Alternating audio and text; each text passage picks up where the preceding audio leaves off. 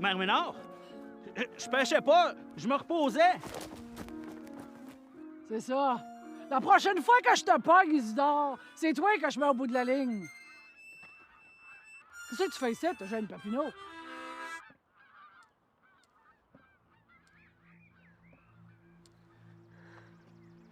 Calme-toi un peu, mon homme, puis dis-le, là. C'est Olivier. Quoi, Olivier? Olivier, mon fils? Quoi? Qu'est-ce qu'il y a?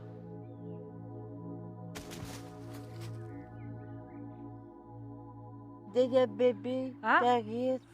Adélaïde va avoir son bébé? Adélaïde va avoir son bébé! Oui,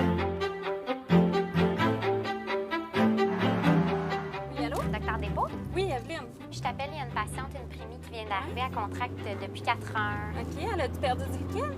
Non, pas encore. OK, es-tu bien souffrant? Oui, pas mal, là. Elle y respire, puis c'est difficile, là.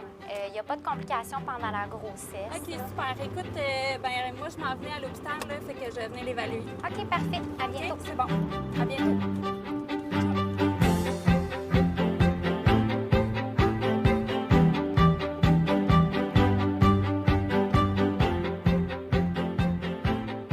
On va être comme le ministre des Finances. On met des nouveaux souliers à chaque début de festival.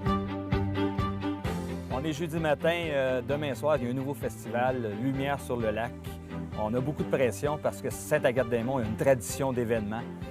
Donc, ça commence demain. Comme on dit souvent, ça passe ou ça casse.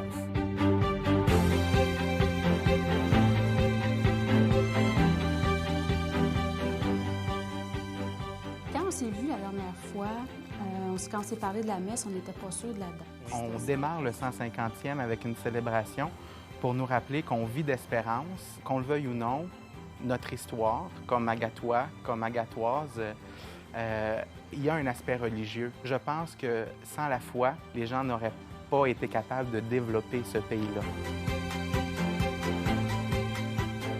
Fait que mon souci, c'est que tout soit parfait.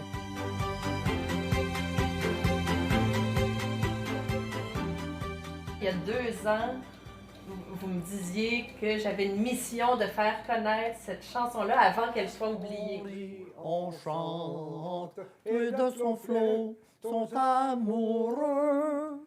Dans son miroir, tous nous enchantent. À Sainte-Agathe, on est heureux. J'avais peur que cette chanson-là soit oubliée. Puis je considère qu'elle est très importante pour les rangs de Sainte-Agathe, parce que c'est notre hymne national. J'avais demandé à Mme Labrec, j'avais confié une mission, de montrer la chanson à Sainte-Agathe pour que ça se perde pas.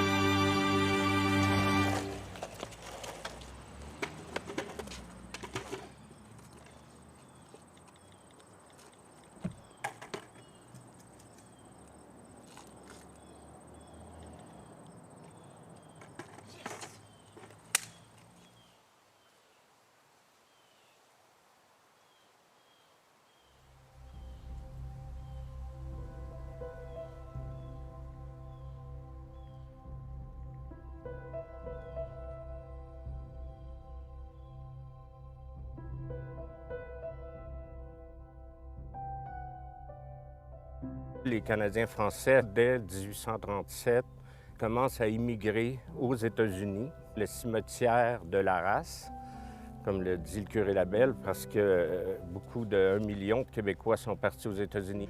Il y avait aussi des hommes comme Augustin Norbert Morin, un ancien patriote des rébellions de 37-38, qui est devenu entre-temps ministre de la colonisation. Et son objectif, c'était de garder ces familles ici. Comme ça, il a monté dans la région de ce qu'on connaît aujourd'hui comme Sainte-Adèle pour faire une ferme expérimentale. Et même Sainte-Agathe faisait partie de cette centre de colonisation au tout début. Comme ça, c'était comme ça que des hommes comme, par exemple, Dr. Larocque de Saint-Jérôme ont monté. Ici, on se trouve sur le lot 11 du rang 3 du canton Beresford, où la paroisse de Sainte-Agathe a commencé en 1861. Le docteur Luc Eusèbe Larocque avait donné ce terrain-là pour y ériger une chapelle, et plus tard une église, un cimetière, un presbytère. Il va devenir finalement, on pourrait dire, le fondateur, même le colonisateur de Sainte-Agathe. Il va venir épauler les premiers colons, les 3 pionniers du territoire futur de Sainte-Agathe, c'est-à-dire Narcisse Ménard, Jean-Baptiste Dufresne, marié avec Flavie Ménard, la sœur de Narcisse, et Olivier Ménard, marié à Adélaïde Dufresne. Eux, ils étaient de Saint-Benoît. Narcisse Ménard mesurait 6 pieds 3 pouces. Olivier, il était presque aussi grand.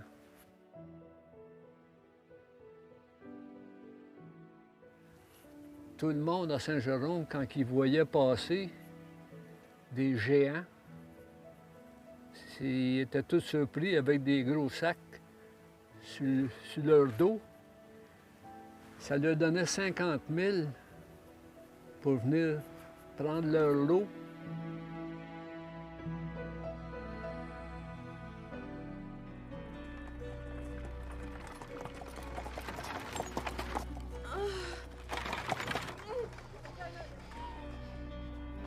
Ça va bien aller. Venez vite, Mère Ménard. Jérémie, chauffe pas de l'eau.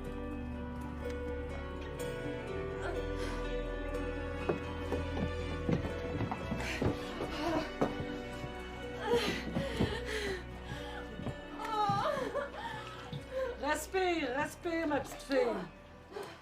Ah, c'est certain, là, c'est bien des douleurs.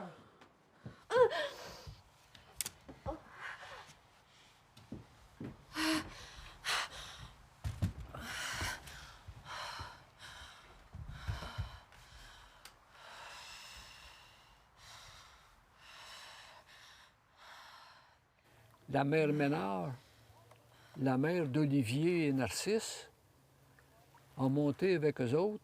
En 1828, à peu près après 14 ans de mariage, elle se retrouve monoparentale avec 9 enfants. Elle avait 57 ans en 1849, quand elle est venue avec ses fils. C'était la sage-femme, la mère qui faisait tout, qui soignait. T'es-tu bien assise comme ça? Je vais bien nulle part. Adélaïde. Adélaïde, regarde-moi. Là, tu vas te calmer, là. Puis tu vas respirer quand le mal va arriver. OK?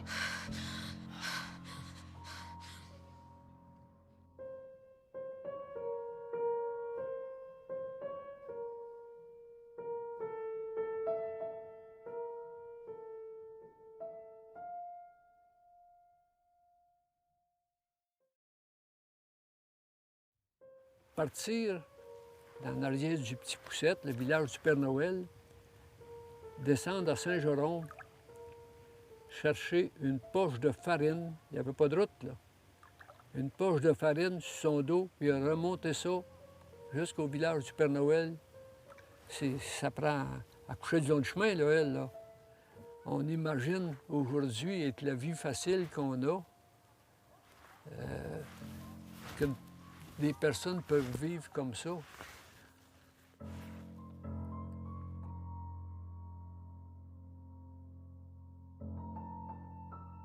Il se rendait aussi jusqu'à Montréal et ça, apparemment que ça prenait 8 jours pour se rendre à Montréal à pied. C'était chose courante, un gros voyage, mais ça se faisait à Sainte-Agathe au 19e siècle, avant l'arrivée du train, là.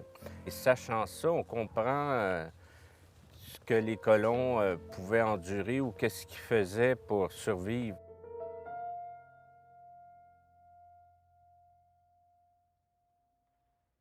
Quand vous allez arriver en procession d'entrée, vous montez pour vénérer l'autel. Puis au lieu d'encenser l'autel, on va descendre encenser la crèche. Oui. Comme c'est encore, on est encore dans le temps de Noël. On va faire les deux. Vous voulez faire les deux? Oui. OK, parfait. Pour signifier que ça, il y a OK. un caractère permanent. Parfait. Puis c'est toujours le tombeau Oui. du Christ ressuscité. Excellent. OK, on va faire les deux. Souvent, quand tu as des événements importants comme ceux-là, on demande à l'évêque de venir justement pour montrer que c'est lui qui est le premier pasteur de l'Église diocésaine. Il me le donne, supposons. Oui. Puis moi, je pourrais le remettre Au diacre. Et à ce moment-là, ils les remettent aux trois mères OK. qui font le dernier travail. OK, parfait. Bon, on est pas mal en business, là. Ça commence à presser. C'est mieux de commencer à l'autre bout parce que je veux fermer vraiment la rue ici avant. Je vais toujours avoir quelqu'un ici. Là, c'est sûr qu'on est en jour 1. On est dans le rush depuis ce matin, fait qu'on va essayer de s'ajuster.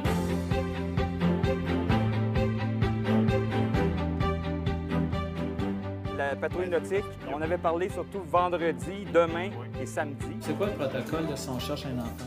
Tu trouves un enfant, tu me cales, je cale les chats. Et tu ne lâches pas le parent, tu ne lâches pas l'enfant. C'est sûr, si on arrive tout mal organisé, ça serait qu'on ne respecterait pas les gens qui vont venir sur le site. Sainte-Agathe a une histoire d'événements. Ça a commencé des années 30, même peut-être avant avec les régates. On parle du carnaval, qui est un incontournable. On parle de l'hiver en Nord, qui a été 25 ans, qui a pris la relève du carnaval. On parle du Nord en fête. Nous, on le fait depuis des générations. Il faut continuer la tradition. À Sainte-Agathe, c'est le festival. On fête l'hiver, le plaisir hivernal. À Sainte-Agathe, c'est le carnaval. On chante et on danse et ça fait tout un bal. Au festival des neiges, celles qui remplissent les chemises à carreaux. On forme des cortèges sur le chemin blanc du pays le plus beau.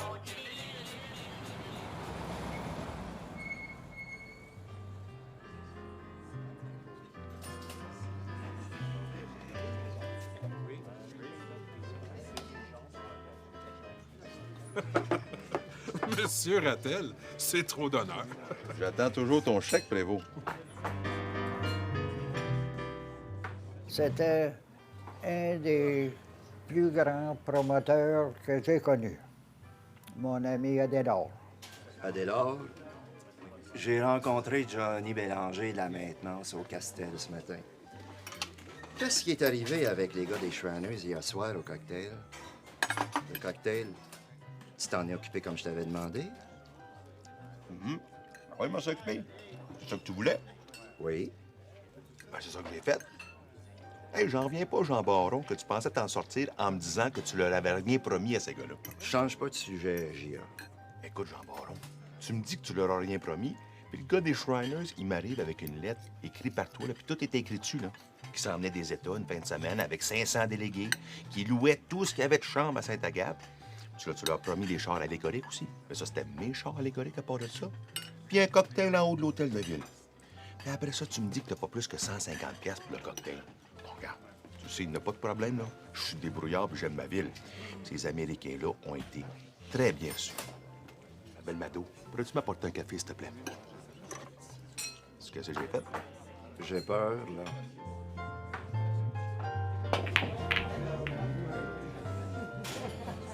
J'ai appelé mes chums de Saint-Héron, hein? Je leur ai commandé 4 gallons de whisky de contrebande à 20$ chaque. Ça fait 80$. Et batèche de bon lieu. Puis Godette, qui venait de s'acheter une épicerie, il me suis dit, tiens, m'allez l'encourager. Là, j'arrive chez Godette, là, je vois dans les tablettes des bouteilles de jus de prune plein de poussière. Tiens, Godette, me ferais-tu un deal là-dessus? Il dit, bâtard, j'en ai 10 caisses dans la cave. Là, je dis, ben combien tu me ferais ça? 5$ la caisse. On a fait 23 gallons de cocktail avec du jus de prune puis du whisky de contrebande. Fret, c'était pas méchant. Mais qu'est-ce qui t'a dit mélanger, matin? Ça a chié toute la nuit. Oh, qu'est-ce que le papa n'a pas fait? C'est ça d'histoire comme ça, c'est sans arrêt. Il y avait toujours une solution. Oui. Puis il allait toujours chercher ce qu'il voulait. Oui, c'est vrai, ça. Il cherchait, il trouvait la personne qu'il fallait dans n'importe quoi. Il y avait des connexions, il utilisait tout pour arriver à ses fins, vouloir faire. Il avait un grand, grand cœur. Grand cœur. Ouais. Généreux. Très généreux. Il était généreux avec tout le monde.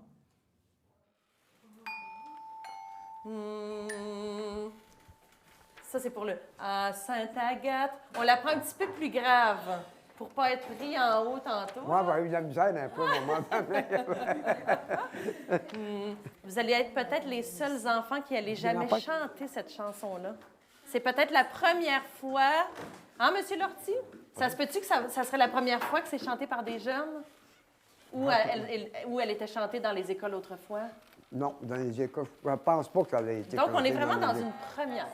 Que dit l'histoire quand le soleil, pour la première fois, sur la forêt et le lac et le moire, du vieux clocher fit scintiller la croix.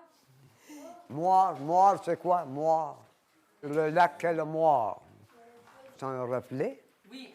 Mais ça vient d'un tissu, parce qu'il y avait des tissus qui étaient moirés. Anciennement, ils disaient c'est un tissu moiré. C'est parce que si tu regardes le tissu, il n'est pas de la même couleur partout.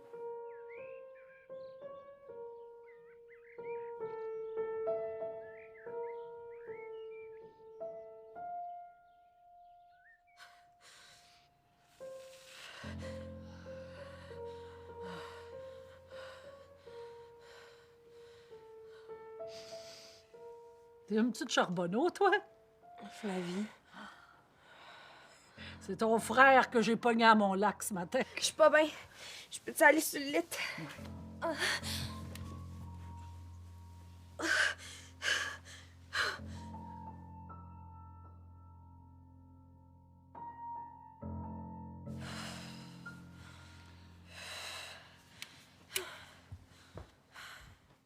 On va laisser ta prochaine contraction passer, puis après ça, je vais t'examiner.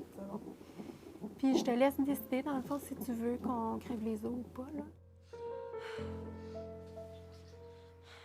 Ça va, Agathe?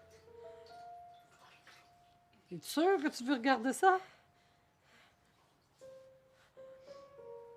On va rester avec toi.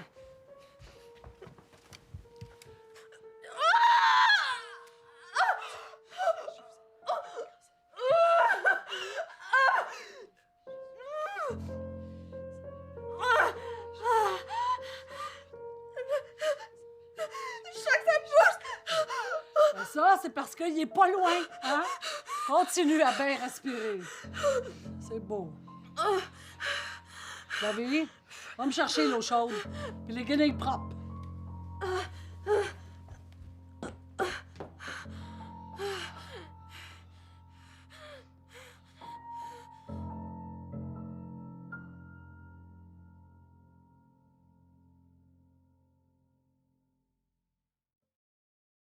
En 1859, dans la Minerve, le 2 août, il y a un texte qui est intitulé « Une promenade », qui est, d'après moi, le premier texte imprimé qui parle du territoire de Sainte-Agathe. Ce sont des excursionnistes qui partent de Saint-Jérôme et qui veulent aller au lac des Sables. Le chroniqueur dit « Assez tôt, bientôt, ce coin de terre inculte deviendra une des plus jolies paroisses naissantes du Canada. » Sainte-Agathe va se peupler rapidement, si bien qu'il va y avoir des colons dès les années, même fin des années 50.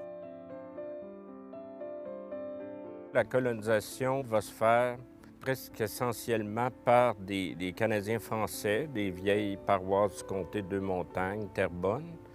Et ça va caractériser longtemps Sainte-Agathe, la composition ethnique, on pourrait dire, de Sainte-Agathe, Canadiens, Français, catholiques. Une paroisse agricole, au début agriculture de subsistance, mais avec l'industrie du bois. Mais la colonisation, elle s'arrête à Sainte-Agathe pendant une dizaine d'années. Sainte-Agathe devenait de plus en plus abandonnée. Les fermiers montaient plus vers le nord, dans la vallée de la Rouge, où il y avait de la terre au moins. C'était de moins en moins évident que Sainte-Agathe aurait survécu sans le chemin de fer.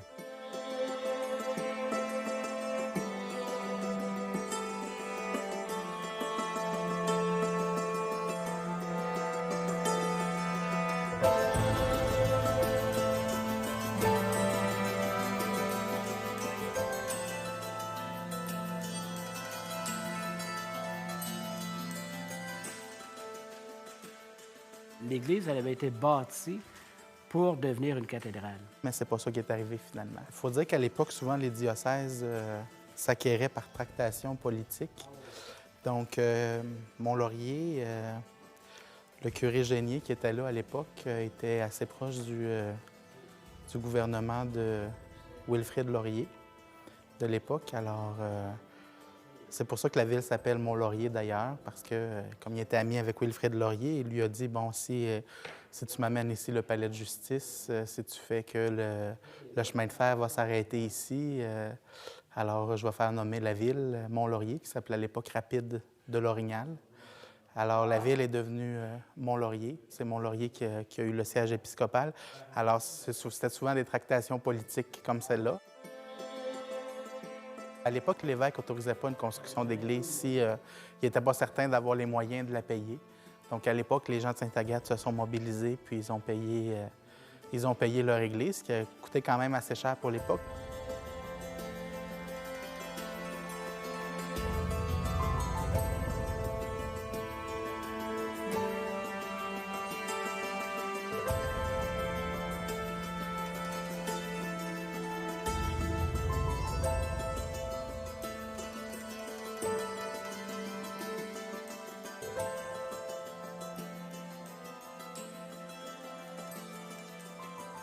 C'est lui qui a charboyé la pierre qui venait de Saint-Canute par le train. Puis là, il mettait ça, il déchargeait ça, lui, dessus le train, puis il emmenait ça pour bâtir l'église avec une team de bœufs. Il avait dit, vos tours sont trop hautes, un jour, vous allez avoir des problèmes. C'était des spécialistes qui venaient de Montréal. Lui, il n'avait aucune formation là-dedans, puis il avait dit, ça, vous allez avoir des problèmes, vos tours sont trop hautes, la structure n'est pas bonne. Justement, ils ont été obligés de descendre. Puis à tous les jours, tu avais Roland Godette qui travaillait à l'hôtel Saint-Vincent. Ouais. Et puis à tous les jours, le bonhomme partait. Il allait là, il buvait sa grosse bière, il s'en retournait chez eux. Tous les jours. Et ceux qui diront que c'est pas bon de la bière, Jean Cardiac, là.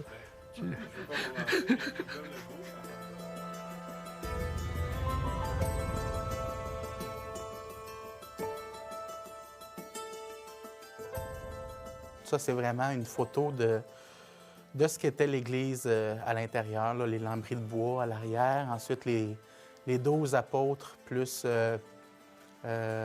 Saint-Pierre et Saint-Paul, là, qui étaient à l'arrière en haut, plus les 4 évangélistes aussi. Des fois, quand je regarde ça, je me sens triste, mais je me dis, bon, c'est fait, on ne peut pas revenir en arrière. Il faut vivre le moment présent. Bonjour. Oui, ça va bien, merci. On est rendu au grand jour. Ah, ben oui, on va essayer de bien faire ça.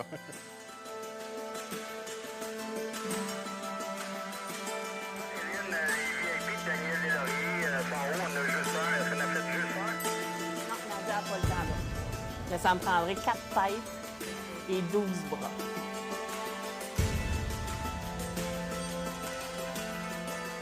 Pourquoi vous voulez me rencontrer?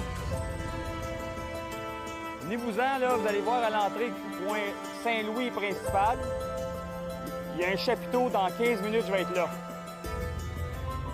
On en est à aller à l'essentiel.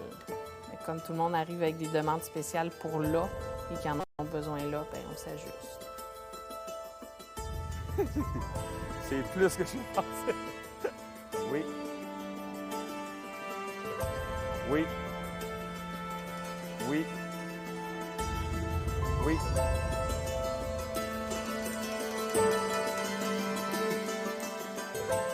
Prends son VIP puis changez des passeports journaliers. Parfait. Merci. Il est presque 5 heures, l'électricien s'en va, il se marie, il est en congé et il faut quelqu'un pour brancher le manège qui doit tourner demain matin à 5 heures. Il était supposé d'être ici à 11 heures. Il est rendu 4h30, ils sont toujours pas là.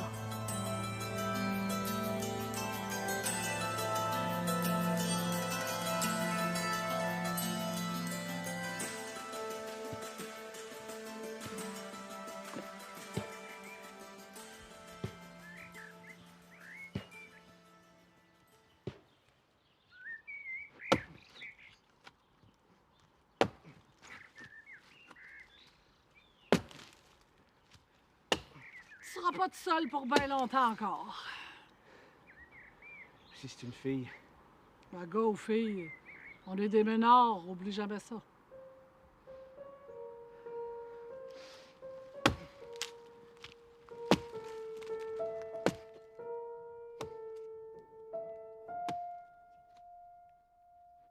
Je pensais jamais d'être un jour sur le lac de la mer Ménard.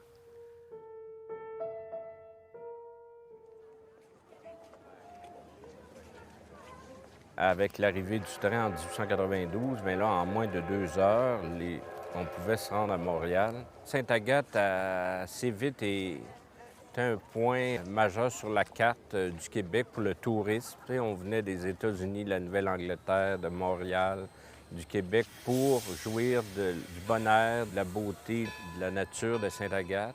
En 1894, dans un journal à Montréal, Le Monde, on intitule « Sainte-Agathe devient une place d'été populaire, les beautés naturelles de cette région ». Il y a des grandes excursions qui sont organisées en train, une journée, là, 100, 200, 300 personnes montent en train, des associations de métiers, des bouchers, des fraternités là, qui existaient, des organisations, ils viennent pique-niquer à Sainte-Agathe. En 1897, on organise les premières régates sur le lac des Sables. On publie la liste dans les journaux, la liste des gagnants. Ça finissait par un feu d'artifice le soir et un bal au Castel-des-Monts. On va s'imaginer qu'il y a un gros feu de camp, tout le monde est invité autour, puis on va se raconter des histoires. Des histoires comme l'histoire d'Elizabeth Wand, qui était une infirmière de New York, à la fin du 19e siècle, à une époque assez trouble, puisque, à cette époque-là, à la grandeur de l'Amérique, il y avait une terrible maladie qui sévissait et qui s'appelait la tuberculose. Elizabeth Wand s'est promenée partout à travers le monde afin de trouver un endroit où l'air serait bénéfique aux gens atteints de tuberculose. Et c'est un fait authentique. Elle a décrété que l'air de Sainte-Agathe-des-Monts est magique.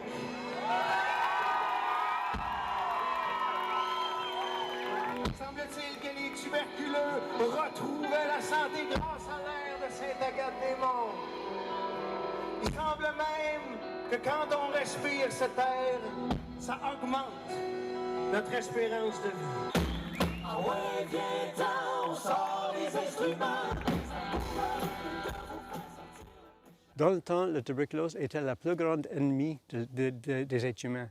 On oublie maintenant. Entre 1700 et 1900, les estimés disent qu'il y a 1 milliard qui ont mort de tuberculose. Le premier sanatorium était fait par un docteur Arthur Richer, qui était éduqué en Suisse et dont son héros était Hermann Bremner, le médecin qui a découvert ce qu'on appelle le guérissement de repos.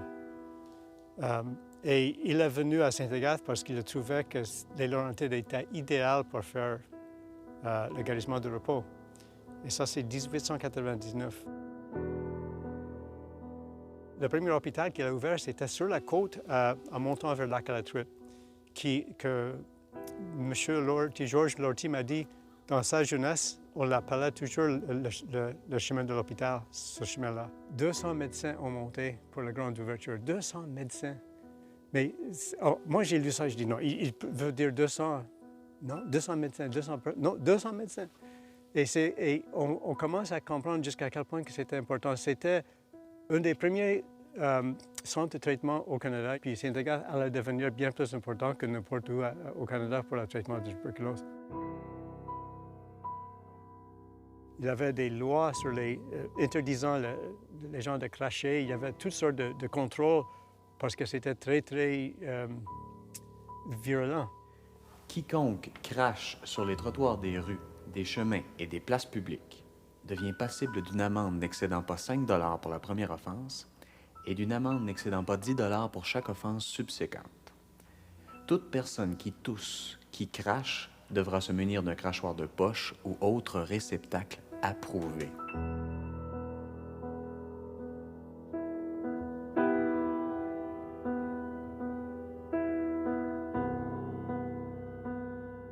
Lord McGibbon, l'ancien propriétaire de ce bel bâtiment, a poigné la tuberculose. Il était un homme d'affaires très important. Ses médecins l'ont envoyé à Saranac Lake pour se guérir. Et arrivé à Saranac Lake, il a découvert un médecin qui était malade aussi, un médecin de Sherbrooke. Il a dit, pourquoi est-ce qu'on ne peut pas faire ça au Canada? Il faut avoir le site, il faut avoir la place. Comme ça, il a dit, moi j'ai une place à Sainte-Agathe. Il a dit à Dr. Byers d'aller à Sainte-Agathe, de voir s'il n'y a pas lieu qu'on pouvait faire un sanatorium à Sainte-Agathe. Dr. Byers a monté et il a découvert qu'il y avait une belle place. Il a fait une offre dessous, suite à des instructions de McGibbon, sur une 50aine d'acres, où est situé notre hôpital actuel. Et ensuite, il a dû dire à Lord McGibbon qu'il y avait des contre-indications. La municipalité ne donnerait pas de permis pour un centre de traitement de tuberculose. Comme ça, il a dit, bien, quand je sors, comme s'il était en prison, hein, quand je sors, je viendrai te voir, puis on va régler ça. Et il a monté à Sainte-Agathe. Il a demandé une audience avec la conseil municipal. Il a parlé fièrement de sa guérissement à Saranac Lake. Et il a dit, comme dernière offre, il a dit qu'il offre une semaine gratuite, tout frais payé pour tous les conseils municipaux s'ils descendent voir eux-mêmes. Ils ont accepté son invitation et quand ils sont revenus, ils ont changé la loi et ils ont permis l'avancement de ce sanatorium.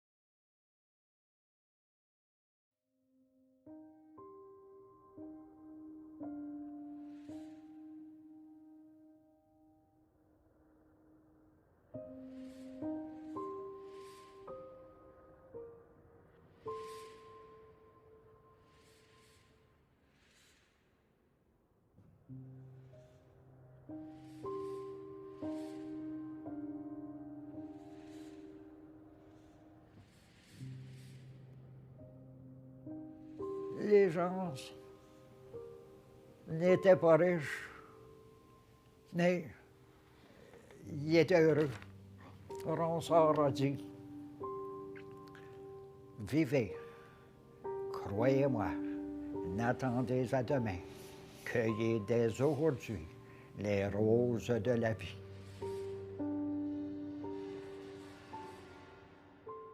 Et voici la reine du carnaval, entourée de ses dames d'honneur.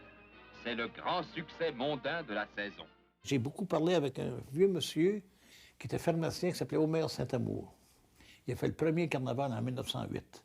Le deuxième carnaval a été fait par Georges Vanier en 1936. Et à partir de 1945, après la guerre, Adélard est arrivé. Je pense qu'un parti politique,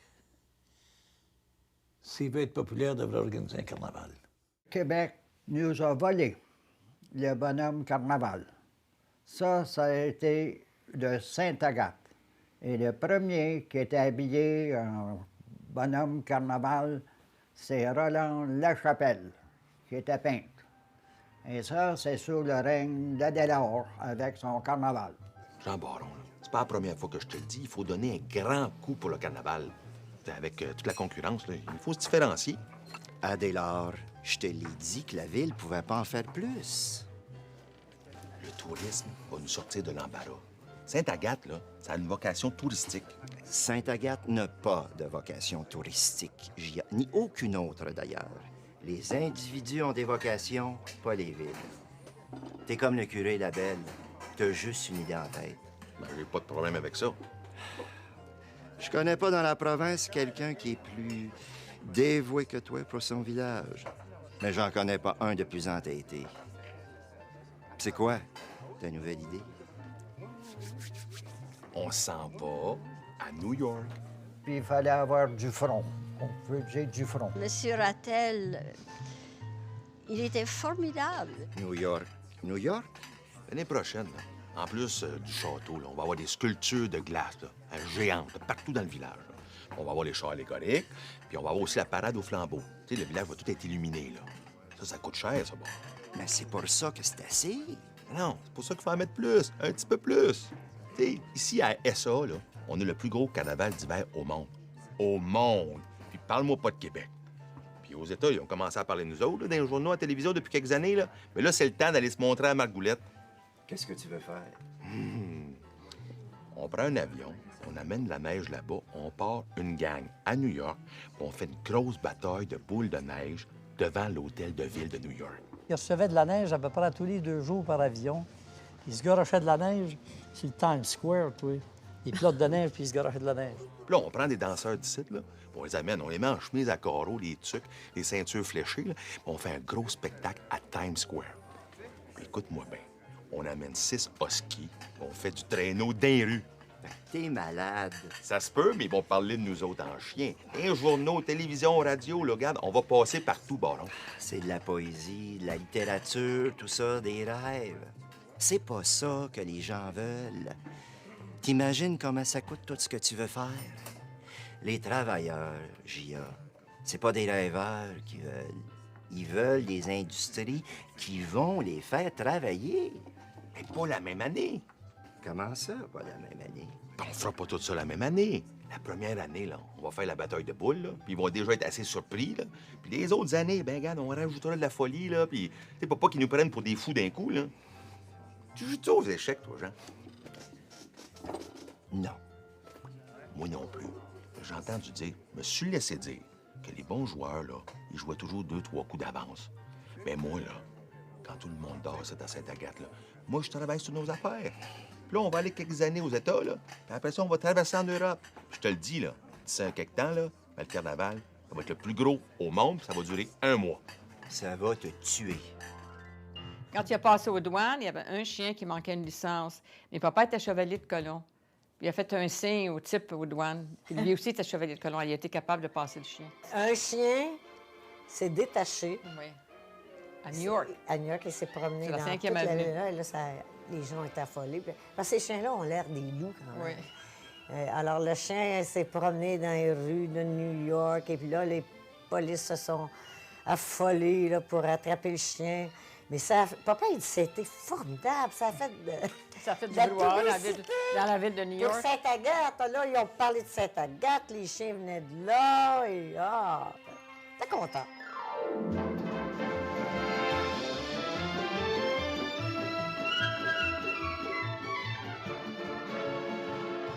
À New York, il était connu, il est rentré tout partout. C'était connu. Il ne demandait même rien, là, tout de suite. On avait nos chambres, puis... Il y avait des tentacules partout à travers les USA comme le Canada.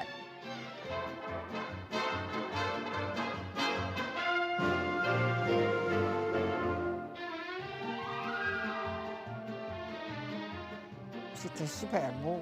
Puis il y avait une reine, il l'embarquait dessus le gros chariot, là, puis il en promenait partout dans le village.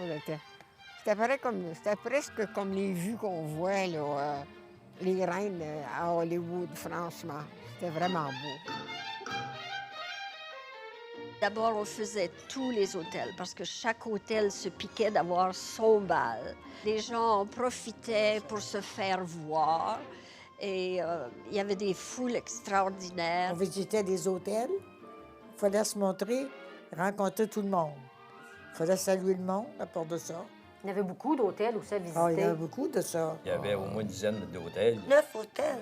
16 en tout. À peu près 15 hôtels. Une dizaine, une douzaine. Probablement 400-500 chambres au moins. Moi, je dirais qu'en prenant les environs de Sainte-Agathe tout proche, on avait au moins 22 hôtels. Ah, j'ai peut-être autour. Il fallait danser, puis danser avec tout le monde. Mon mari, il n'aimait pas ça, bien danser. Parce qu'il danse moins, puis laisse-moi faire. Il va danser. Et pendant le carnaval, les hôtels étaient remplis à craquer. Mon beau-père, M. Godette, il y a eu des restaurants ici avant qu'on achète. Il y avait 2 dîners. À midi, bar et pot. C'était plein. Puis il réouvrait à 1h15 pour l'autre tablé, en hiver. Et la dame me disait, tout le temps que j'ai travaillé à boutique de vêtements, j'ai jamais été à la messe de minuit parce que les Américains, principalement, arrivaient. Puis là, les mères venaient acheter des vêtements pour les enfants. Puis on fermait à 3-4 heures du matin. Puis bien, la messe était finie. Puis on était finis, nous autres aussi. On allait se reposer. Toutes les commerces avaient des sculptures. C'était eux autres mêmes, les gens faisaient ça. En face de l'église, il y avait un monsieur Lacasse, il faisait sa sculpture. Ici, il y avait une sculpture. Il y avait un monsieur Lachapelle, Roland Lachapelle, qui faisait des sculptures pour les commerces. Madame Saint-Aubin, Marie-Jacques, elle faisait des sculptures aussi. Georges Lortie était bon là-dedans. Tout le monde collaborait. Une année, on avait presque 200 gros. Je pense qu'on avait presque 200. Les jeunes en faisaient partout. Je me souviens que les femmes n'étaient pas contentes. Des fois, les enfants rentraient les boyaux qui étaient gelés dans la maison.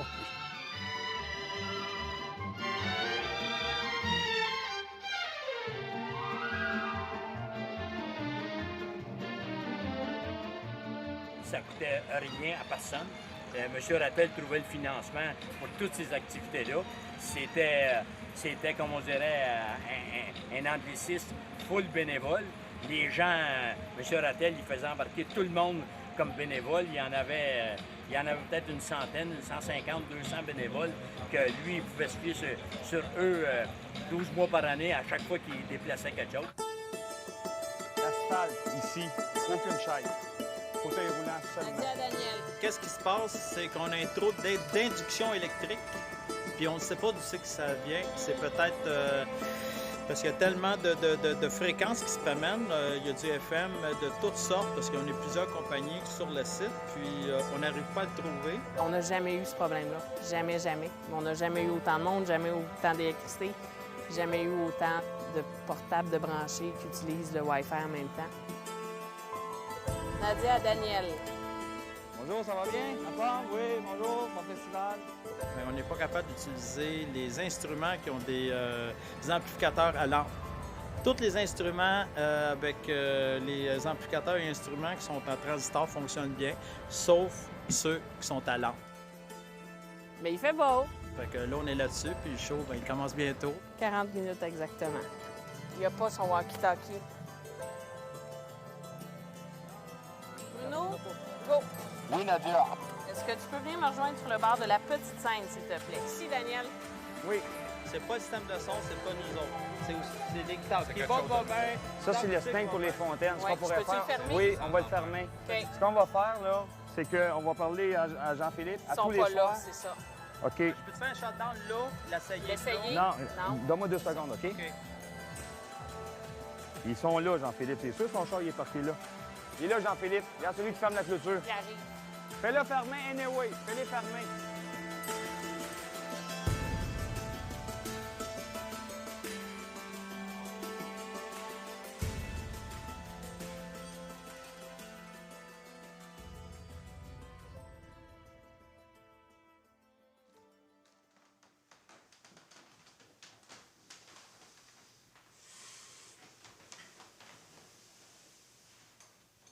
Monseigneur Bassenet est arrivé ici en 1911. Il a été curé 35 ans. Que Dieu nous préserve du malheur de perdre notre temps ou de mal l'employer. Ce serait oublier le but de notre vie. Il nous a créés pour lui-même et pour que nous soyons toujours à son service.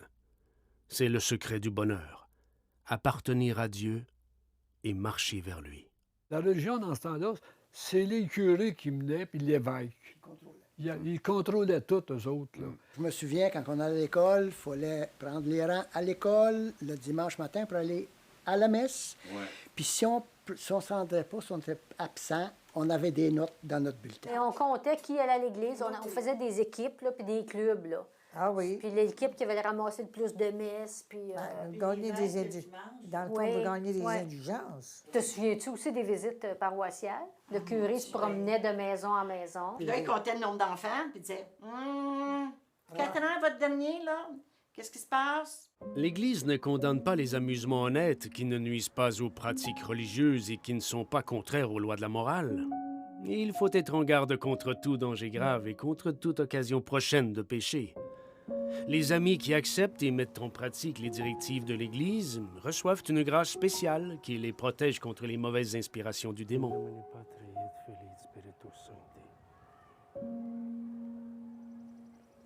Monseigneur Bazinet, il était plus que présent. Il était quasiment aussi présent que M. le maire pouvait l'être ou un député.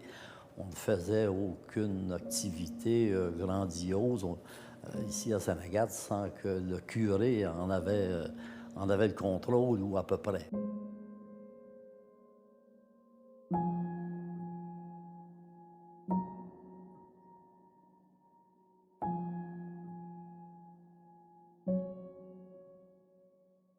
Dans ce temps-là, on n'avait pas d'activité. Alors, ce qu'on avait, on allait à la messe pour rencontrer du monde. Autrement, on restait chez nous et on ne voyait pas personne. Alors, les gens se rassemblaient à l'église. Ouais. Puis les curés, ben, d'autres aimaient ça. Puis c'était la façon de vivre dans ce temps-là. Les gens d'un rang où ils apprenaient quelque chose, il n'y avait pas d'électricité dans rang dans ce temps-là. Le rang chez nous, moi, l'électricité a monté, j'étais marié. Ça veut dire que tu n'as pas de téléphone, tu n'as pas d'électricité. Bon, mais là, c'est ça, ça se ramassait sur le perron de l'église. Et puis là, un cultivateur, il avait besoin d'une vache. Bien là, il jasait entre eux autres, puis là, il s'achetait une vache, s'achetait un cheval. C'était ça, le...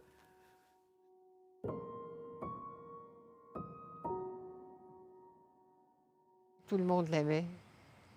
Il était mauvais, mais tout le monde l'aimait. Ouais. Il avait un gros caractère, mon Dieu. Pourquoi tout le monde l'aimait? Mais parce qu'il était juste. Hein. Si quelqu'un faisait quelque chose qui n'était pas correct, il ne se gênait pas, lui. Mais je me souviens, il montait, il appelait ça la chaire. Là. Il y avait des escaliers, puis il montait, puis il y avait une place en haut où il allait parler d'église. Puis là, il ne se gênait pas de le dire, puis de montrer du doigt qui l'avait fait. Hein. Ah. Ça ne le gênait pas, lui. Là, je suis allé livrer une commande une fois au presbytère. Puis là, Monseigneur Bazinet, il me demande, il dit, es-tu bien pressé? Ben, j'ai dit, oui, puis non. Il dit, entre donc, on va prendre un verre de jus ensemble, il fait chaud. Il dit, j'aimerais te parler un peu. Fait que j'y rentré. Puis là, on a pris un verre de jus, puis là, il a commencé à me dire, il dit, là, c'est pas un avenir que toi, là, à livrer des commandes comme ça, tu sais. Ça fait qu'il devrait penser à d'autres choses. C'est qu'on s'en vient avec un professeur qui va venir donner des cours de menuiserie. J'aimerais ça que tu rentres là-dedans. Ça ne coûte rien. Il y a pas une feuille de papier et un crayon, c'est tout ce qu'il y a à faire. T'sais. Ça fait que j'ai pris des cours un bout de temps. T'sais. Puis ça m'a pas nuit. C'est pas... parce que j'ai toujours aimé travailler un peu dans la construction. T'sais.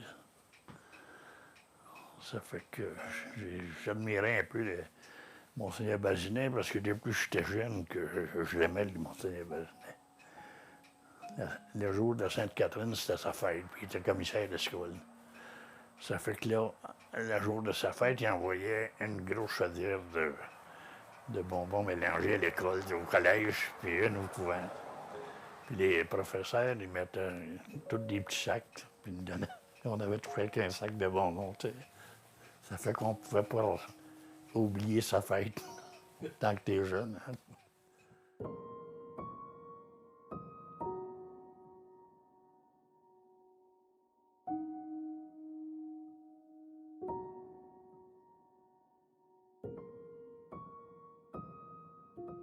On nous demande s'il est vrai que la question juive n'existe plus à Sainte-Agathe. Elle existe, et elle existera, j'espère, aussi longtemps qu'il sera nécessaire pour notre restauration sociale, économique, morale et religieuse. Car c'est dans tous ces domaines que nous avons eu beaucoup à souffrir depuis plusieurs années. Il y a un relent d'antisémitisme qui va se manifester ici à Sainte-Agathe avec un point culminant à la fin juillet 1939, début août 1939. Tous les journaux en parlent. Le curé Jean-Baptiste Bazinet fait des sermons à l'Église où il met en garde ses co-religionnaires contre cette invasion, surtout le fait que des propriétés qui avaient été défrichées, des lots par des Canadiens français, passent aux mains de Juifs. Pourquoi nous avons nous-mêmes déclenché le mouvement? Seul l'intérêt bien compris de notre paroisse et de notre région nous ont inspirés. Il n'est pas le seul responsable parce qu'à Montréal, il y avait des groupes pro-nazis, entre autres Adrien Arcan, qui est né à Montréal et qui avait fondé un parti, le Parti national social chrétien. Dans la Société canadienne-française, chez les nationalistes conservateurs, il y avait de l'antisémitisme. Si on retourne dans ces années-là, la majorité des gens qui avaient des terres, des grandes propriétés, je ne parle pas de ce qui était construit, avaient eu ça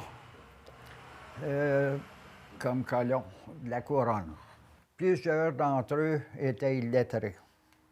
Hein? Alors, quand arrivait quelqu'un pour acheter leur propriété, eux autres, ce qu'ils avaient dans la tête, c'est qu'ils l'avaient eu pour le bien. Et puis, si j'ai 400 piastres, si j'ai 500 piastres, j'ai 1000 Christophe, je suis riche, tu sais. Alors, le sermon de Monseigneur Bazenet était pour protéger ses paroissiens et la population de Sainte-Agathe. De nouveau, je vous recommanderai d'apprécier à leur valeur vos propriétés et de les conserver pour vous et vos descendants. Ne vous laissez pas tenter par les offres et les sollicitations des étrangers. Restons maîtres chez nous. We always felt that with French Canadian, you could do things. Were to say to you, Musée Juif, it didn't mean anything. It was like, you know, it was almost like, but he'd still do business with you. He'd communicate with you. He'd talk with you. Les Juifs ne sont pas partis. Ils sont restés, puis on s'est tous calmés. Puis moi, je me souviens que je partais avec un ordre de mes parents et mes frères avec la térébenthine, effacer les annonces sur les roches. Scram Jews. C'est ici où j'ai pris la vie. It's here that I took life. It's here that I sensed my attachment to Quebec. On ne réalise pas vraiment aujourd'hui l'importance de ces communautés-là, mais on est la seule ville au nord de Montréal, je vais exclure Laval, là, à avoir des institutions anglophones. Une école primaire, secondaire anglaise, une église anglicane, une synagogue juive. Il n'y a pas d'autres villes qui ont ça. Fait que forcément, ça a été une réalité importante. J'aurais tendance, là, il n'y a pas de données, mais à penser qu'il devait représenter à peu près le tiers de la population à un moment donné. Mais ça cohabitait bien. Les Anglais puis les Français, ça donnait bien ensemble? Non. Ça donnait pas ensemble? Non, pas beaucoup. Ah non? Non. Comment ça se fait? C'est pas à cause... Quand on allait à l'école, puis que je me souviens de ça, qu'on était petites, là, qu'on allait à l'école, puis s'il y avait des autres qui parlaient l'anglais, puis s'ils n'étaient pas catholiques, on ne leur parlait pas parce qu'ils étaient protestants.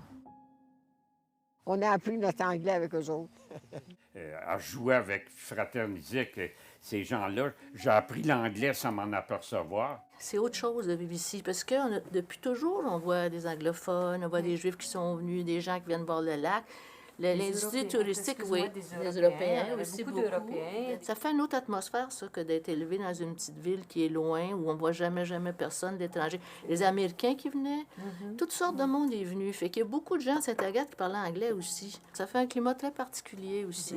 Tous ces touristes qui venaient à Sainte-Agathe ouvraient une fenêtre indescriptible sur le monde extérieur. Le monde venait vers nous. Et c'était super. Ces gens-là t'apportaient quelque chose, ça excitait ta curiosité. Ça nous fait voyager sur place. On ne peut pas se déplacer, mais au moins, on vit ce que les gens vivent à l'extérieur.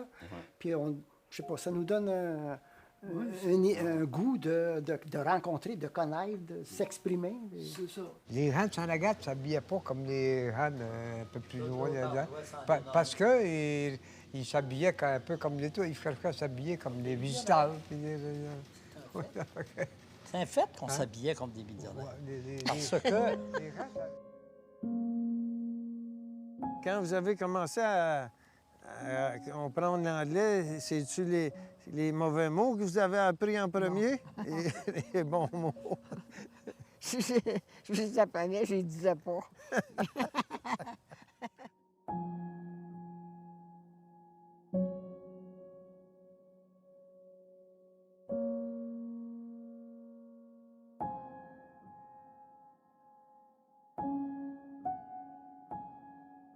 on voyait jamais de femmes. Je ne veux pas dire que nos mères n'étaient pas extraordinaires. Ma mère était une femme extraordinaire, mais il n'y avait pas de place sur la scène publique. Puis c'est ça que je dis quand on voit l'histoire qu'on nous raconte de Sainte-Agathe. C'est comme si les hommes n'avaient pas eu de femmes. Ils sont toujours cachés derrière.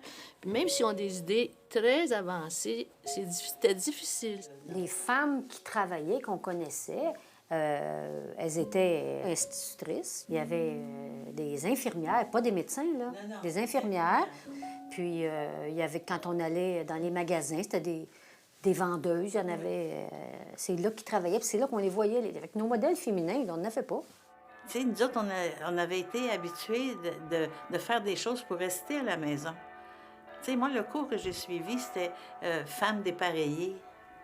Tu sais, il fallait apprendre tout ce qui pouvait plaire aux enfants, puis au mari que tu avais. Alors, c'est pas du tout la même dynamique. Femme de maison dépareillée, c'est quelque chose, tu sais. C'était le titre là, du cours. Mais c'est ça. Style, papa a raison. Oui, un peu. Moins drôle, peut-être. Ma mère a toujours été derrière mon père au niveau du commerce.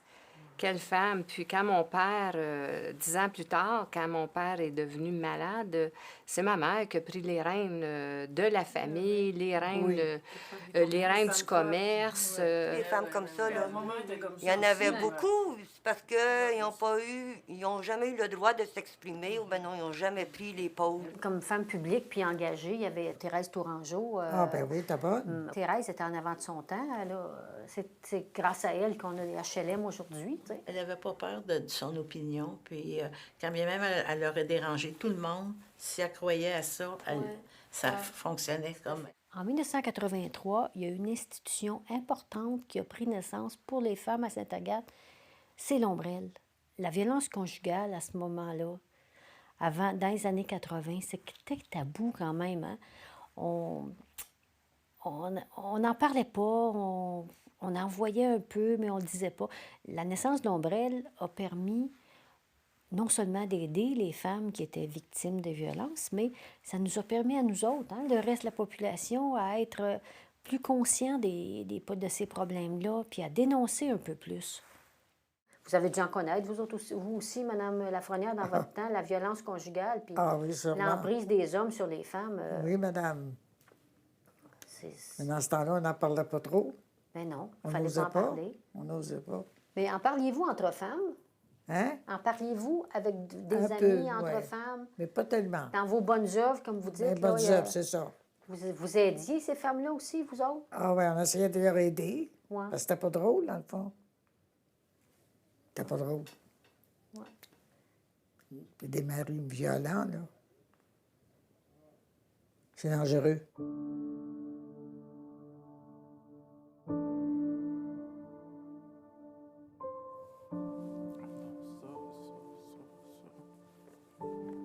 D'après vous, c'est assez solide, oui?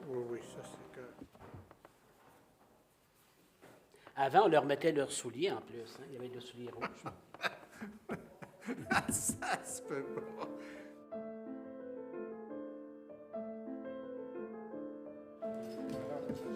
C'est ça.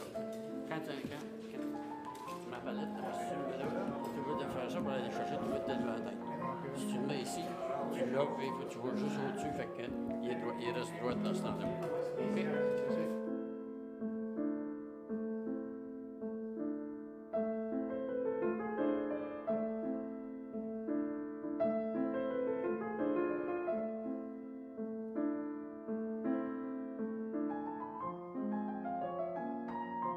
Ça fait 40 ans que vous n'avez pas mis ça, hein? 45 ans, bon. Moi aussi, je vais mettre la mienne, ça ne sera pas long. On la mettait pour la messe le matin. Oui. On l'enlevait pour la classe. OK. Puis là, après ça, vous l'avez enlevé complètement. Bon.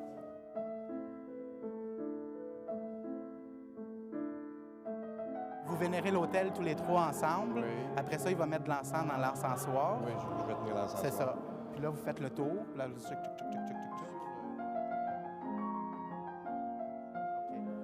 Bon.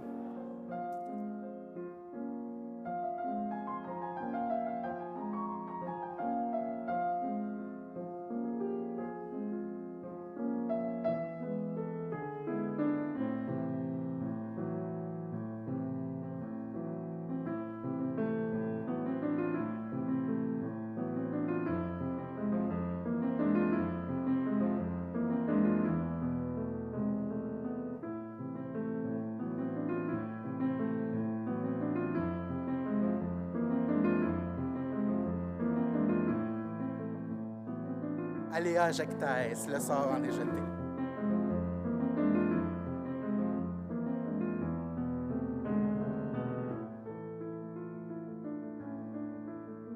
J'avais 9 ans quand le gros feu est arrivé.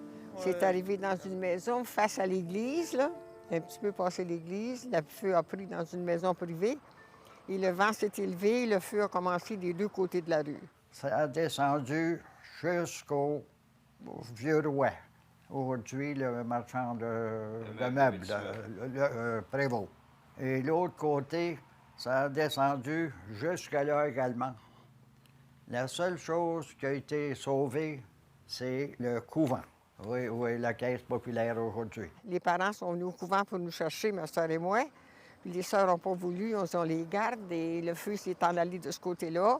Alors, ils nous ont laissés sortir par la rue d'en arrière. On s'est en allé trouver nos parents et tout le monde s'en allait au lac. Il n'y avait pas de place pour rester ailleurs. Le curé Besnet avait sorti l'ostensoir. Et puis, il s'est promené avec l'ostensoir. Ils sont passés dans les rues avec le Saint-Sacrement. C'est où ils ont passé, le feu arrêté. Le vent tournait de bord. Alors, c'est le miracle de Saint-Agathe.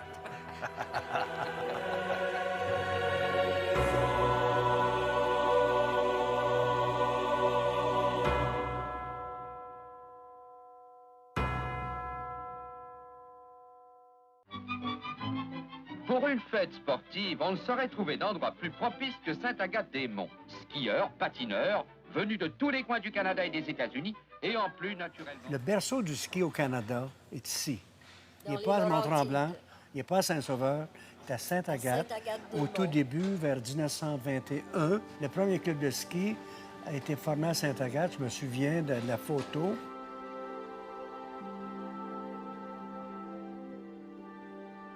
On avait Roland Bellumeur, qui a été un des premiers, je croirais, instructeurs de ski à faire comment je dirais, donc, un genre de manuel que tu pouvais étudier, à savoir comment te tenir, comment faire. Comment t'arrêter, surtout. Il nous donnait des cours gratuitement à l'école. Après ça, on allait aux Petites Alpes, qui étaient près de Laurentides autrefois. Il y avait un câble, un rope tow, un câble.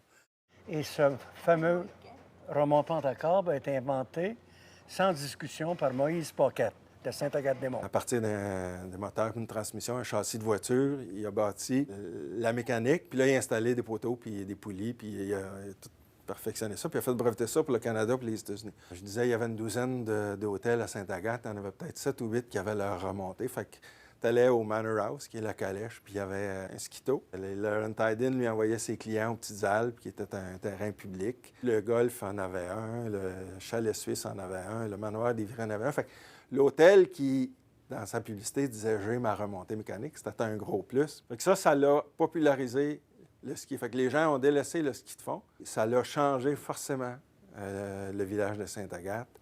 Ça l'a changé forcément les Laurentides. On skiait de 4 heures à 5 heures parce qu'il faisait noir à 5 heures.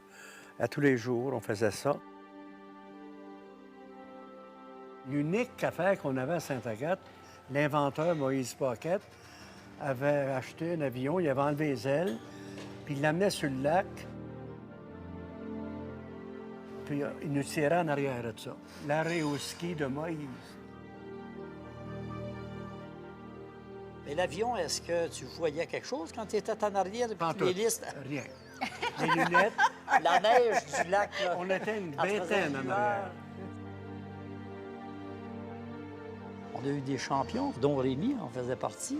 Jean-Paul Lafontaine, Jean-Guy Brunet, Lionel Saint-Aubin, Coco Saint-Aubin, Roland Bellimeur, Réal Charette, Dodi Musican. Mon frère Tilou et les villageois du moment, ils ont ramassé de l'argent et ont envoyé moi, Jean-Paul Lafontaine, à Banff pour compétitionner au championnat canadien. Donc, on est passé en train avec un peu d'argent dans nos poches, avec notre poêle, parce que sur le train, il y avait des petits poêles à gaz. On faisait notre nourriture sur le poêle, puis on couchait sur le banc. Nos skis étaient près de nous pour pas qu'on se fasse voler. Donc, là, ça a pris 6 jours. Ça rendait à Banff. Jean-Paul puis moi, on ne parlait pas un mot d'anglais, ou presque pas. Quand on est arrivé là, le matin à 8 heures, on regarde les montagnes, on n'en revenait pas. des montagnes. Je dis, ça se peut pas, on va se tuer ici, nous autres. Puis on montait le mont Norquay à pied, avec nos à pied, les skis sur le dos, une fois le matin, une fois le soir. On parle de quelle hauteur, à peu près? Je dirais 8000 pieds. La vitesse moyenne était à peu près 60 000 à l'heure, à peu près dans la pique. Il n'y avait pas de drapeau. C'était premier rendu en bas, gagnait. On était chanceux dans notre malchance, puis dans la malchance des autres, pas dans notre malchance. Jean-Paul est arrivé deuxième, moi je suis arrivé premier. J'ai battu René Mécola parce qu'il a tombé. J'ai battu Yves Latreille parce qu'il a tombé. J'ai battu Lafleur, qui était du Colorado, origine de Sainte-Adèle et Saint-Jobette, parce qu'ils ont tombé. Bien, ils ont tombé parce qu'ils ont tombé. Moi, je n'ai pas tombé. Fait que j'ai gagné le junior canadien, deuxième senior. Jean-Paul est arrivé deuxième. Gaulle Gillespie avait gagné le ski de fond. Quand on est revenu en train, à notre surprise, il y avait quelques mille personnes au train. Pour La Fontaine, moi, puis Gillespie. Là-dedans, il y a du talent, il y a de la chance, puis il y a surtout un grand désir de réussir. C'est une qualité qu'on a chez nous, au Québec, c'est le désir de réussir. Puis tant autant qu'on pourra accommoder le désir de réussir avec l'éducation, on n'est pas battable. Puis ça commence là, à Sainte-Agathe. On a une chance de faire une bonne impression, puis c'est ce match-là.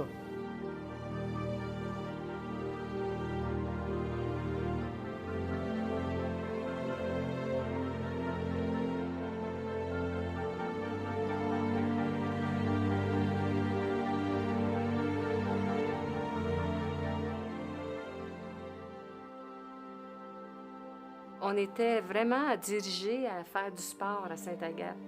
Puis ce que moi, j'ai gardé toute ma vie, faire du sport, c'est important.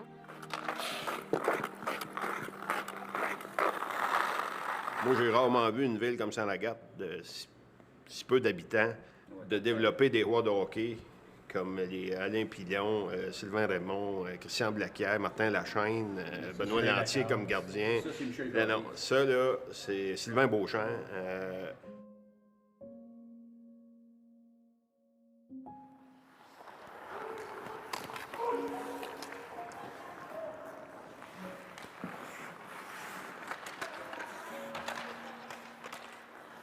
Michel Gauguin avait un don d'enseigner le hockey, puis de prendre des gars, puis de les amener top niveau. Puis tous les gars là, dont on parle, là, c'est des gars qui ont appris à jouer au hockey avec Michel Gauguin.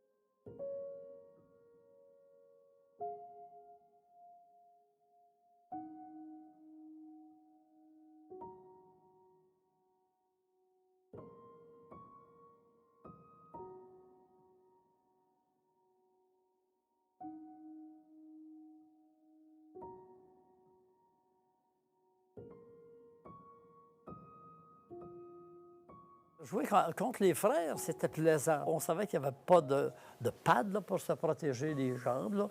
Là, on avait le hockey facile pour frapper. On lui frappait ses jambes. On faisait semblant d'avoir fait erreur. Il y avait une ligue à Sainte-Agathe.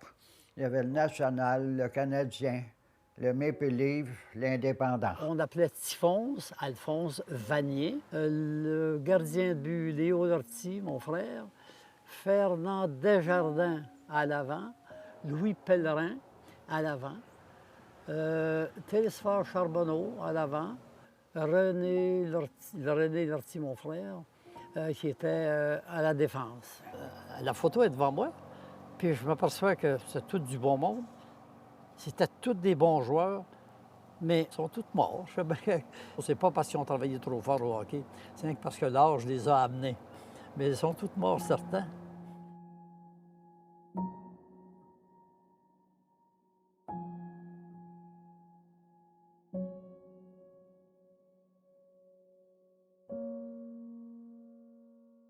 On se mettait sur le bout du quai, on faisait du pouce. Marc et moi. On faisait du pouce, puis les gens arrêtaient. Puis là, on avait notre corde, puis on accrochait ça en arrière. On faisait le tour de la baie avec nos skis, avec des bottes de caoutchouc. Des bottes de caoutchouc? Des rubbers, vissés sur le ski. Fait qu'on a commencé comme ça. Après ça, on allait sur un ski. Puis après ça, on commençait à tourner. Puis là, on a commencé à faire un petit spectacle de ski nautique au Mont-Sainte-Agathe. Et ici, à tous les dimanches, il y avait de 2 à 3 000 personnes qui venaient à Sainte-Agathe remplir les hôtels, remplir les restaurants et faire connaître Sainte-Agathe. On avait une atmosphère incroyable. Parce que les gens étaient tellement près du spectacle et ils nous connaissaient, et ils venaient nous voir après le spectacle, ils revenaient les semaines après. On faisait partie d'une grande famille.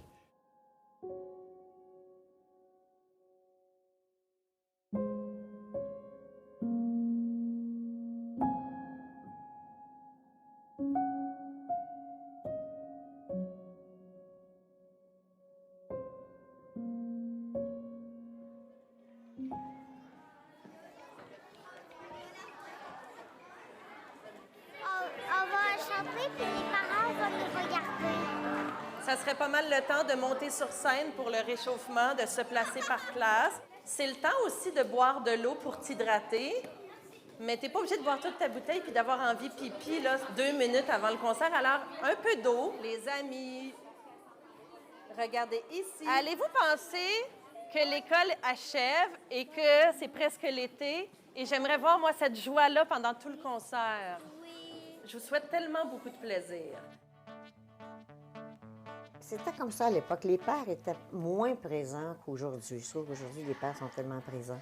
Mais ils étaient toujours là pour nous rendre un service. Si j'avais besoin de l'auto, nous conduire à un tel endroit. Ou, je ne sais pas si c'est parce que souvent, ils n'étaient pas présents.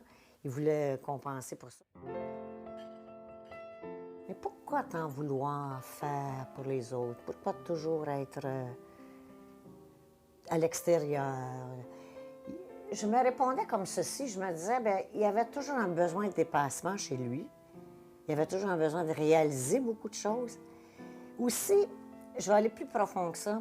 Je vais dire probablement qu'il avait besoin d'être aimé. Il avait un grand besoin d'être aimé. Il était très généreux aussi. Très, très généreux. Pourquoi tu fais tout ça, Gia?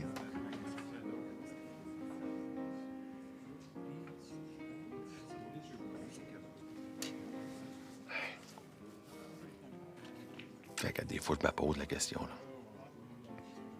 Mais je pense que j'ai pas vraiment envie d'y répondre.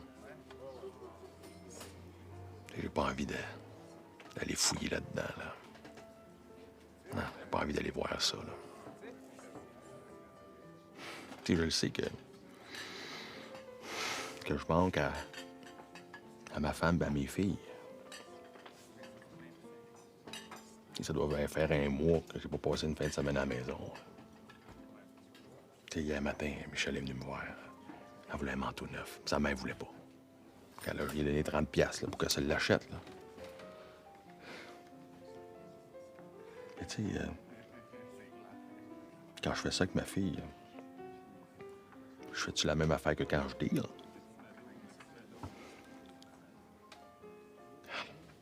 Non, j'ai pas envie d'aller là, là. Non, je veux pas jouer dans ces affaires-là. Oh, qu'est-ce qu'on disait, donc?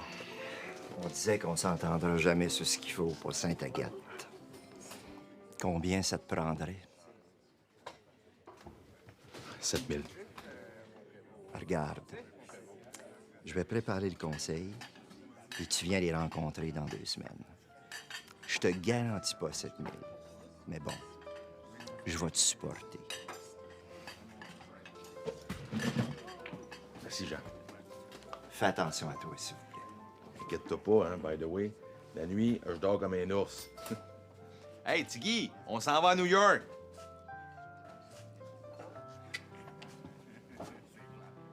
C'est bon!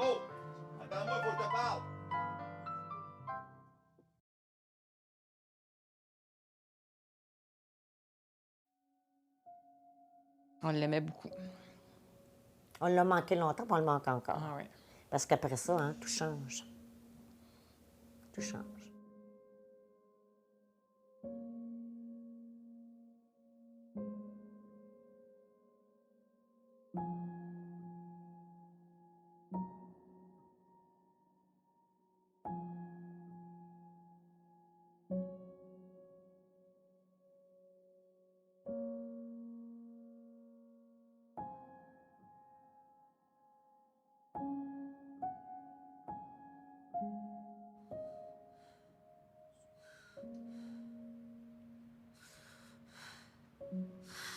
C'est dur.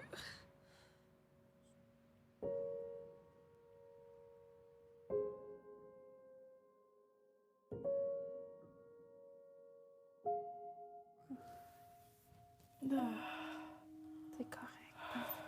Pense à ton bébé qui descend, là. OK.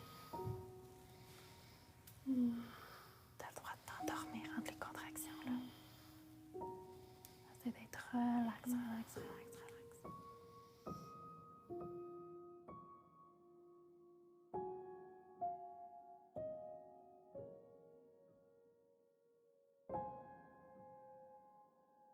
Pensez-vous de vous rendre jusqu'à 100 ans, Madame Legault? Jamais. Jamais. Non, jamais.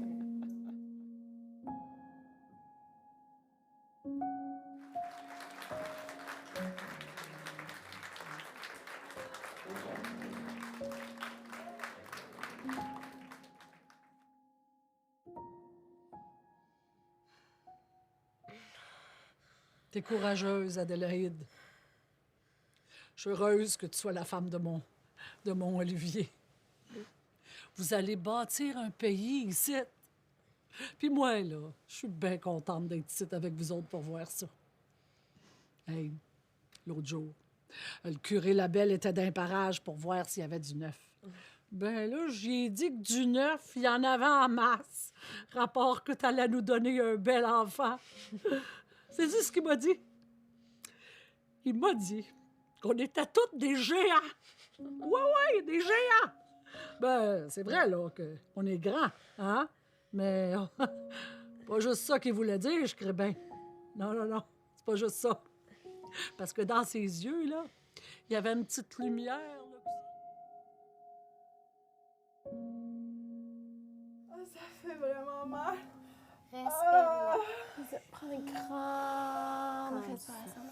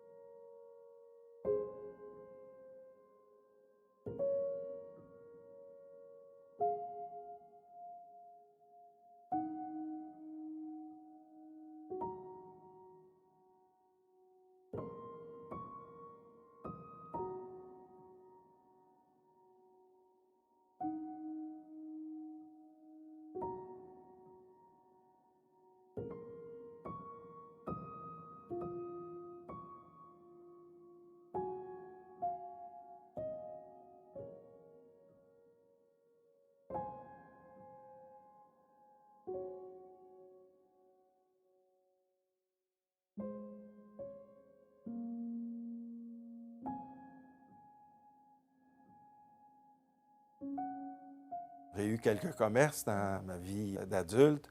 Puis le premier, je l'avais acheté d'un monsieur juif. Je faisais la tournée de ses fournisseurs qui étaient des juifs. Puis les employés me disaient, en anglais, you live in Sainte-Agathe, lucky guy you are. Tu vivais dans un endroit où les gens rêvaient d'aller vivre. Moi, je suis arrivée à Sainte-Agathe en 1945. Pour moi, qui avait 13 ans, J'avais l'impression de m'en aller au bout du monde. On n'arrivait plus à Sainte-Agathe. Mais quand je suis arrivée, là, j'ai comme été éblouie. J'ai trouvé ça tellement beau, là. C'est que tout de suite, l'attachement, là, s'est créé tout de suite. La ville de Sainte-Agathe est tellement belle qu'on la caresserait.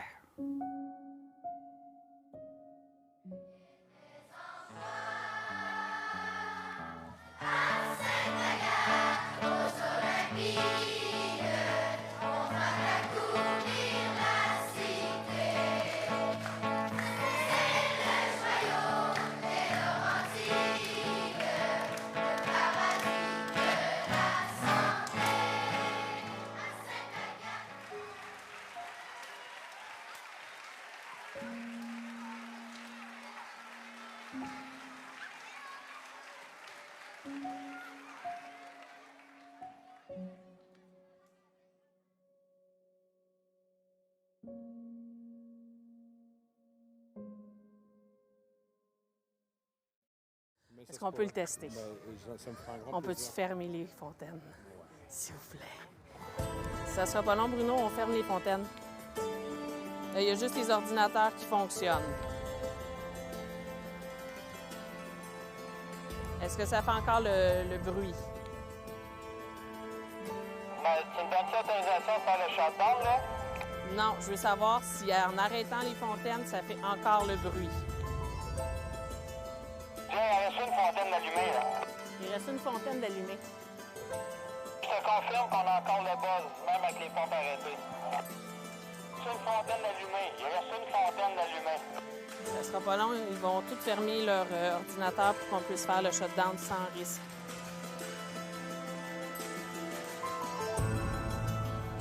C'est correct. C'est fini. Il n'y a plus de son. Il n'y a plus de buzz? C'est correct. Le problème est réglé.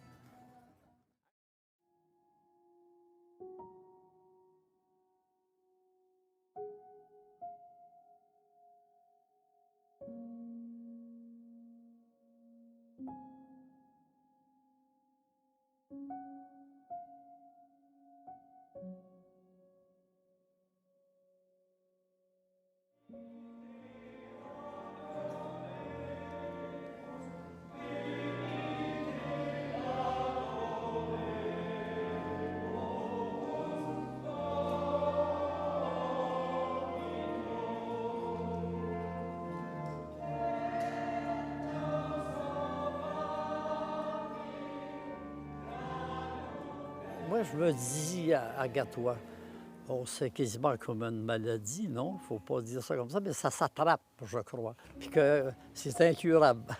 Si la santé est arrivée ici, c'était l'air. Si les villégiateurs sont arrivés ici, c'était l'eau. Puis là, on a une nouvelle prise de conscience, le paysage. On ne parlait pas de ça, le paysage, avant, mais là, on a des préoccupations du paysage. Fait que ça, on a encore ces acquis-là. Il y a quelque chose qui a été constant, d'après moi, depuis 150 ans à Sainte-Agathe, c'est la nature. Et je pense qu'elle est encore assez intacte dans le grand territoire pour que dans les 150 prochaines années, ce soit encore la nature qui détermine notre personnalité, puis la dynamique, puis la vie de Sainte-Agathe. Sainte-Agathe, c'est vous ce que j'aime le plus à Sainte-Agathe, c'est que c'est une ville où tu as de toutes sortes de personnes. Tu as de la place pour tout le monde. Pour tout le monde, oui, c'est ça. Il y a des jeunes, il y a des vieux, il y a des endroits intéressants pour les personnes retraitées. Il y a un centre hospitalier intéressant pour que tu ne sois pas obligé de te déplacer pour être fait soigner ailleurs. Vous avez raison. Tu as des services à l'enfance. Les enfants, ils ont une grande place à Sainte-Agathe. Les personnes qui vivent avec un handicap intellectuel et physique, écoute, c'est ça que je trouve qui est devenu Sainte-Agathe, que c'est devenu une ville adulte.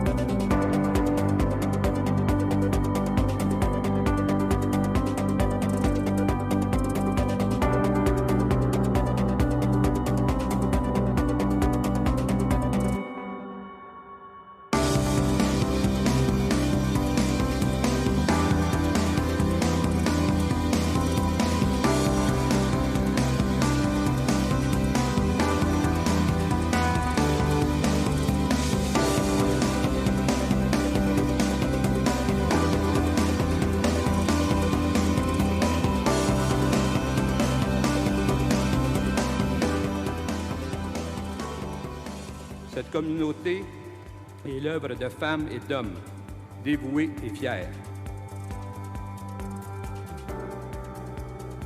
Bien, ça nous fait très plaisir d'être ici ce soir à Sainte-Agathe. Sainte-Agathe, pour moi, c'est très important. Puis c'est ce soir, vous allez le voir. OK? Moi, j'ai trouvé personnellement que pour un homme de votre âge, vous avez très bien chanté. Ah, ben, vous me merci, vous me merci. Bon. C'est gentil.